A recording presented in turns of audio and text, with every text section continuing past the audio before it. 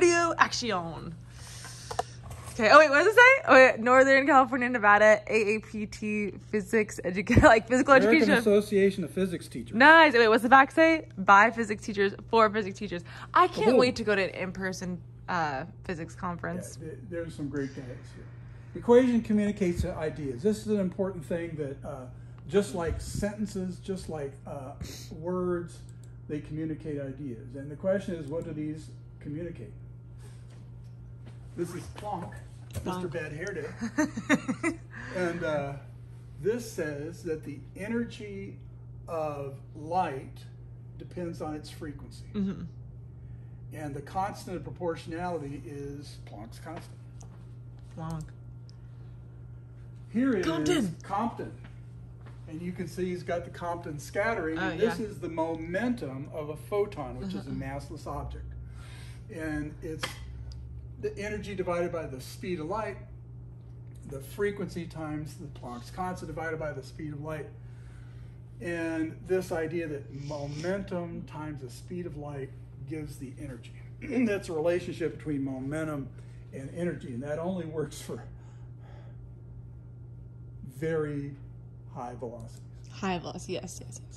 This is de Broglie. De Broglie. Not to be confused with broccoli. So this is a de Broglie wavelength. This says that anything that has momentum also has a wavelength.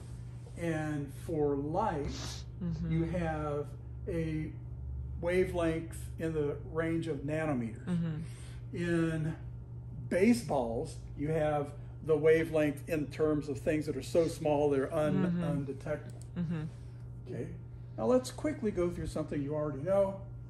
You got Thomson, you got the plum pudding model where the electrons the negative was embedded in the nucleus. Whoops. And then Rutherford did the gold foil experiment with the alpha particles and determined that there was a tiny positive nucleus. And now Bohr model of the atom. And I like this picture of Oh yeah, that is helpful. This was from his 107th birthday, and it was like the planetary model because it looks like halos. Yeah. Okay. Planck said that there are allowed energies, discrete allowed energies for atomic oscillators that emit light. This is his basic statement. And Bohr refined that to say that it's the electron that oscillates between allowed energy levels. You know this stuff already. So you've got your positively charged nucleus and the various shells, electrons in those shells, and what's on page 919? Oh, will it be what we want? Only time will tell. No. Oh, no, right? Oh, those are the No, things. but we'll get to that. 919. There it is. Oh, yeah. Energy level diagram. Yes. Our old friend. Okay? So here's the idea.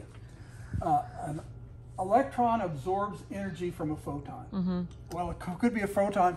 It could be from the kinetic energy of its vibration. Okay? That kicks it up to a higher level. It's unstable. It's an excited state. Doesn't like to stay in there. It goes back down to the ground state and emits a photon. So that process, and you know this. What a lovely series of steps. I know. It's actually really very quite simple. I liked it. I was like, ooh, these are good words. It is. The kids struggle with this, but I actually taught this year, which is good. Yeah. Well, an energy level diagram shows the allowed energy level. This is for a hydrogen atom where the ground state is minus 13.6 electron volts. And it's the energy level far from the nucleus is 0, right? And you have all of these different energy levels. I don't need to go into that. Okay, now here's the deal. Electron will only absorb the exact amount of energy equal to the difference between the two energy levels. This was a flash animation. I think I remember where you'd you'd hit it with energy. This thing, and you could choose the wavelength or frequency, and it'd come in, and if you hit the right one, it would go out. Yeah, it had to be the right one for it to make a difference. For it to. Yeah, it doesn't. They've taken it down. It doesn't work anymore. You have to have a machine that will has flash player on it. Okay, In the higher energy level, the excited state, it's unstable. And the electron makes a quantum leap to a lower energy level, emitting a photon of energy equal to the difference in the leap. Now, here's the thing. People go, oh, we made a quantum leap today, saying that there was something big, when actually it's Yeah. I feel like this, now that when I was reading through this, I've always wanted to teach this by giving kids chalk and having them go like represent the jumping. Oh yeah. And then I don't know, like I feel like it would make sense if the kids did it. I don't know. I've always like thought about doing something like that, but I can't. I think stairs is a good example. Well, because you go up in energy. If you're stepping up to a stair, you got to put your foot exactly at the right thing. If you're not tall enough, you'll just stub your toe and fall down. If you go too high, then well, and the energy, it takes more energy to go up there too. So it's like it's all the things. I'm bleachers. It takes, and you know this, the ionization energy for a hydrogen electron in the atom is 13.6 electron volts. Now, Bohr assumed that now, how did he come up with all of this? And this is just to come up with a justification. He had this idea that there was a radius. That this shell model was his idea, and that an electron had a certain angular momentum as it orbited the nucleus, and that a photon coming in would carry momentum, and the angular momentum would change. You know, there's stuff about this in the book where you can read about it. It really doesn't matter, but I think there might have been a question that he said that was like, it says describe the Bohr model or something very basic, and I was like, oh, like I know what that is, and I looked at them and I was like, ooh, and I think one of them was like, electrons have angular momentum. It's like which one doesn't fit or something. It has angular momentum. It radiates energy. I feel like there was like it's more like a, can you recognize this kind of thing? Right. I don't remember what I chose. And so you got a certain angular momentum at a certain radius. And if you have another smaller radius, then it will have the momentum is conserved. Yeah, it has to be the same. Yeah. So, but not only that, but there's an acceleration as it goes around. And from classical mechanics, the whole idea that Planck said is that an accelerating charge radiates energy, means that a constantly accelerating charge would give off energy and it would collapse. It would lose energy and it would collapse into the nucleus. Big problem.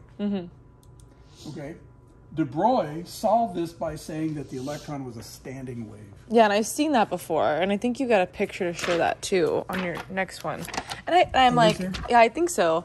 And I was like, oh yeah, I've seen that. Oh, well maybe it's on your. Oh no, maybe not. What? I feel like I saw a picture of it. Was that Rolando carrying like a dog food bag or something? Looked like potting soil. Oh, maybe. Here it is. There it is. Yeah.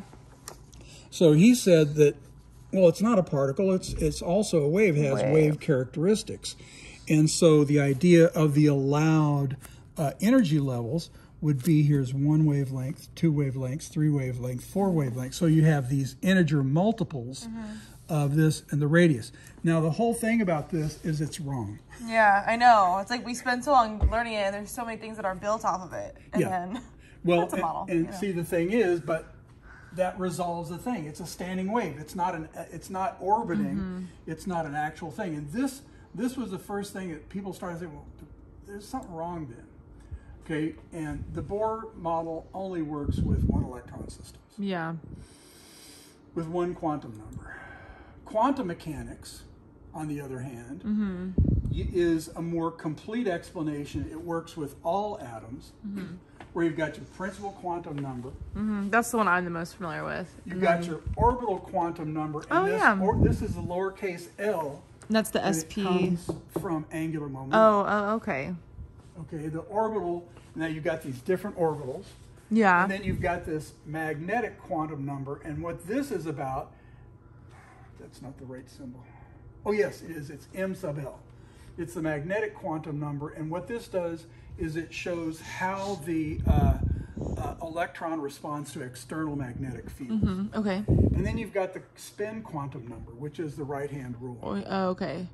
And we always depict them as like up or down, I think, but Yeah, well, that's the idea, and that's right? that's the Pauli exclusion principle. For a particular thing, you can have a spin in one direction and a spin in the other direction. They cancel each other out. You can't have more than that. Yeah. And that's basically, well, it's one up and one down. So it's the direction of the spin. The whole thing about this is that in reality, there's a lot more to it, but we're not going to talk about it. Yeah.